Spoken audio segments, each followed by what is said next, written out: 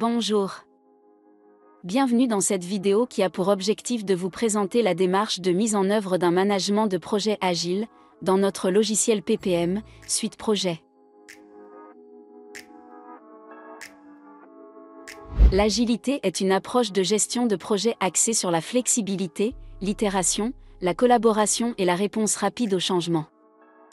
Bien entendu, dans Suite Projet, la mise en œuvre de l'agilité est envisagée en complément d'un management de projet plus traditionnel, souvent nommé waterfall ou cycle en V. Ce mode de management prévaut généralement largement encore dans les pratiques de nos clients. Il est donc bien entendu possible de faire coexister ces deux modes de management de projet, agile et waterfall, dans Suite Projet.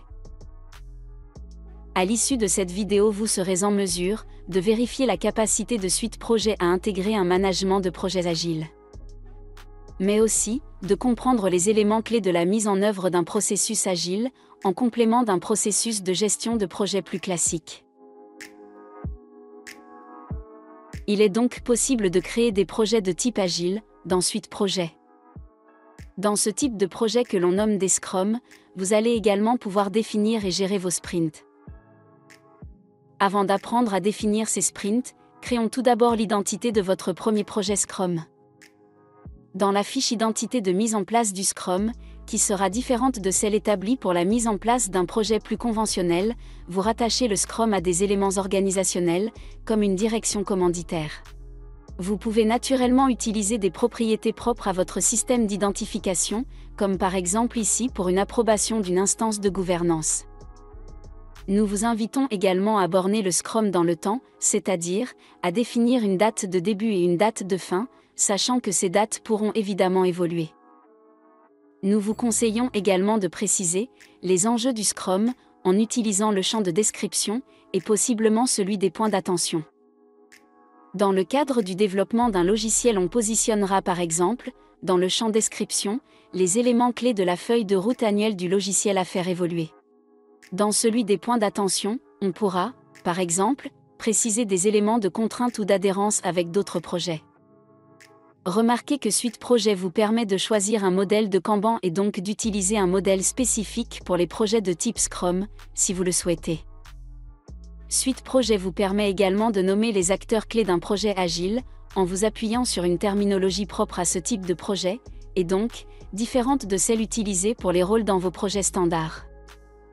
Vous allez notamment et certainement vouloir identifier le Product Owner, qui est la personne responsable de définir les fonctionnalités du produit et de prioriser les travaux dans ce que l'on nomme le Product Backlog. Le Product Owner est responsable de définir les priorités et de maintenir ce Product Backlog. Pour chaque sprint, le Product Owner identifie les éléments du Product Backlog les plus importants à réaliser. On nomme ces éléments des User Stories. Le second rôle clé est celui de Scrum Master, qui facilitera la mise en œuvre des processus agiles et pilotera le déroulement du Scrum auprès de l'équipe de développement. Le Scrum Master aide à résoudre les problèmes et s'assure que les pratiques agiles sont mises en œuvre. Pour chaque sprint, le Scrum Master va collaborer avec le Product Owner dans le but de déterminer les éléments du Sprint Backlog. Le Scrum Master apporte généralement une contrepartie opérationnelle et technique à la vision produit du Product Owner. Il restera à établir les collaborateurs impliqués dans la réalisation des User Stories. Cette équipe de collaborateurs n'a pas besoin d'être définie dans l'identité du projet. Il conviendra de la définir ultérieurement, lorsque le Sprint Backlog sera clarifié. Si le projet est informatique, cette équipe sera constituée de ressources techniques et de développeurs. Lorsque votre Scrum est créé et que son identité est définie, votre première démarche sera de permettre la mise en œuvre du Product Backlog, c'est-à-dire la liste cible et évolutive des User Stories, qui représentent les fonctionnalités additionnelles, les corrections, et les améliorations techniques à envisager dans les sprints à venir du Scrum. Pour établir le Product Backlog, nous allons créer un premier plan d'action dans le Scrum.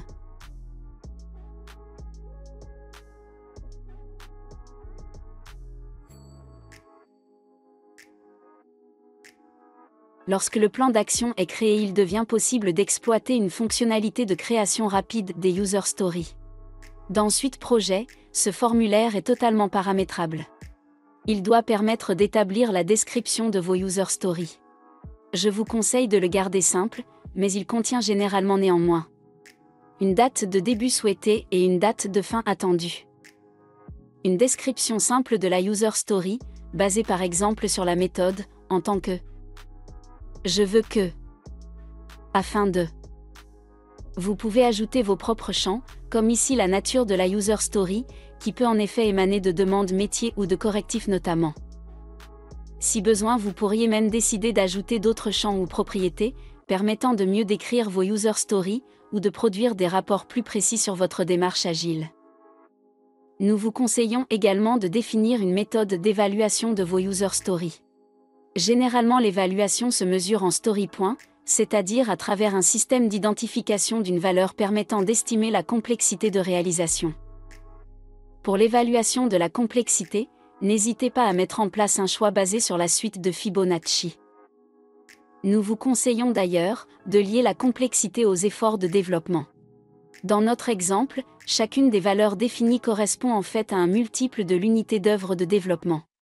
Par exemple 0,25 jours, soit environ 2 heures.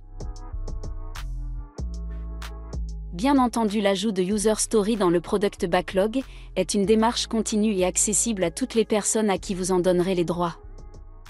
Il vous est probablement utile de savoir que l'ajout de user story dans le product backlog peut également être réalisé à partir de Microsoft Teams.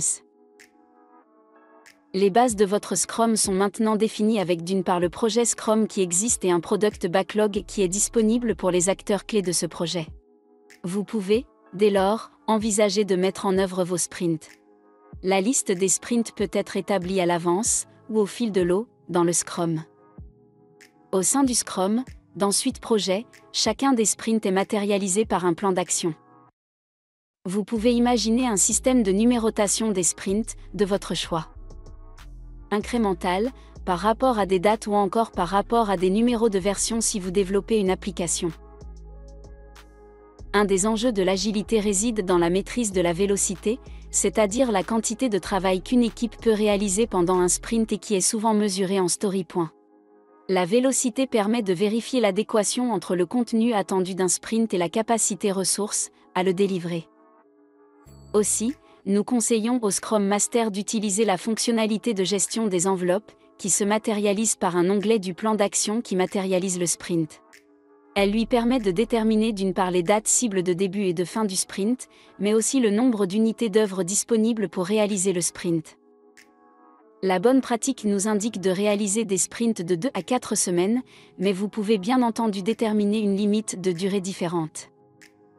L'enveloppe des temps prévisionnels sera un élément de comparaison avec les story points dont nous avons déjà parlé et que le product owner a renseigné au moment de créer la user story.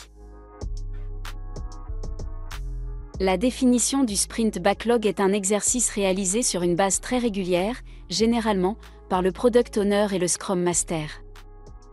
D'autres acteurs peuvent également être conviés, notamment les contributeurs ou développeurs. En effet, lors de cet exercice, les fiches actions, qui décrivent les user stories peuvent être consultées et les efforts prévisionnels peuvent être discutés.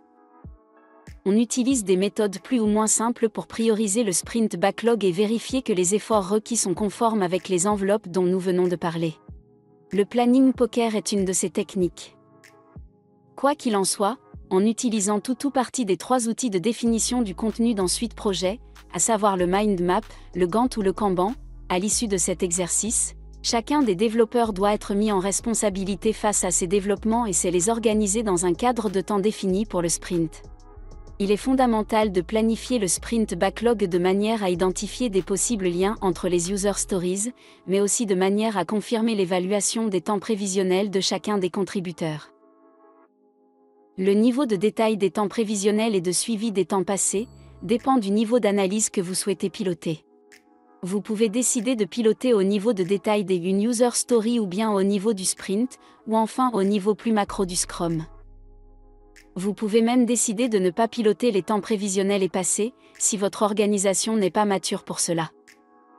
Si cela s'avère nécessaire, au moment de la priorisation, il demeure bien entendu toujours possible de remettre des user stories dans le product backlog.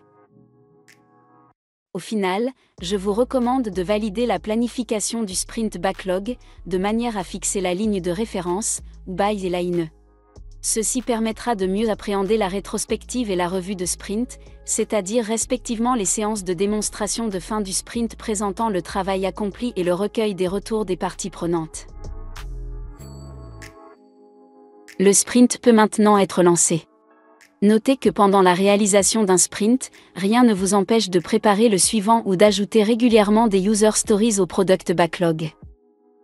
Chaque jour, le développeur ou contributeur d'une user story réalise son travail et est invité à mettre à jour à la fois l'avancement de son travail, mais aussi les temps passés, le cas échéant. Un contributeur peut également commenter son travail. Sachez que le développeur ou contributeur dispose de plusieurs outils personnels pour accéder à ses user stories comme par exemple son Kanban personnel ou encore son agenda des allocations. À travers ces outils, le contributeur peut mettre à jour ses user stories, les commenter, saisir du temps passé. De son côté, le Scrum Master, qui pilote potentiellement plusieurs Scrum ou Sprint, dispose à la fois d'outils de reporting au niveau du Scrum, mais aussi d'outils d'animation des objectifs attribués à ses contributeurs.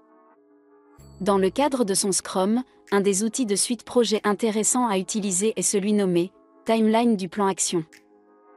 Cet outil permet de visualiser pour chacun des sprints, les user stories, les commentaires des développeurs et les jauges d'avancement et de consommation des temps passés.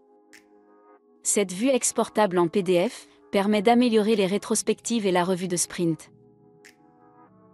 Dans une logique plus transversale, le Scrum Master peut également utiliser des outils standards de pilotage de son activité, comme le plan de charge, la feuille de route ou encore la vue d'ensemble des plans d'action de type sprint. Le Scrum Master dispose, s'il le souhaite, d'un autre outil qui pourrait également s'avérer être un allié important pour accompagner les routines d'animation agile, et notamment celle du Daily Stand-up Meeting. Il s'agit de la fonctionnalité de pilotage des objectifs. En effet, cet outil permet de regrouper toutes les actions qui doivent se terminer entre deux dates données, et de les globaliser sous la forme d'une cible à atteindre. Aussi, à l'occasion du daily, l'objectif peut permettre le suivi d'avancement d'un ou de plusieurs sprints et sert de base de discussion pour que les contributeurs puissent exprimer leurs avancements et les difficultés rencontrées. Les deux avantages clés de cette fonctionnalité sont la mise à jour directe des commentaires et ou de l'avancement des user stories à partir de l'objectif global de l'équipe. En second lieu, le partage possible de cet outil à travers Microsoft Teams et la visibilité que cela peut donner aux différentes parties prenantes. Avec Suite Projet, le Scrum Master n'a jamais été aussi en mesure de maintenir son équipe agile, alignée et concentrée. Bien entendu, il est possible de piloter un des indicateurs clés de l'agilité, à savoir le Burn Down Chart, c'est-à-dire un graphique qui montre la quantité de travail restant au cours ou en fin un sprint, par rapport au travail prévu aux mêmes dates. Le calcul de cet indicateur ne sera cependant possible qu'à plusieurs conditions comme par exemple, un nombre minimum de user stories dans un sprint, la mise en place initiale au lancement du sprint, d'un indicateur de vélocité, et évidemment le suivi des temps passés. À travers cette vidéo, nous avions à cœur de vous convaincre que Suite Projet est l'outil idéal pour piloter votre démarche agile. Vous savez maintenant que c'est possible, car Suite Projet est bien plus qu'un outil de gestion de projet. Il vous offre toute la palette des outils nécessaires au pilotage des projets en mode agile et standard, tout comme l'ensemble des fonctionnalités de maîtrise du portefeuille des projets. Merci de votre attention.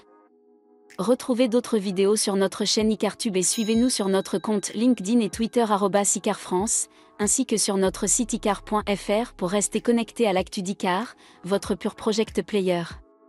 À très bientôt.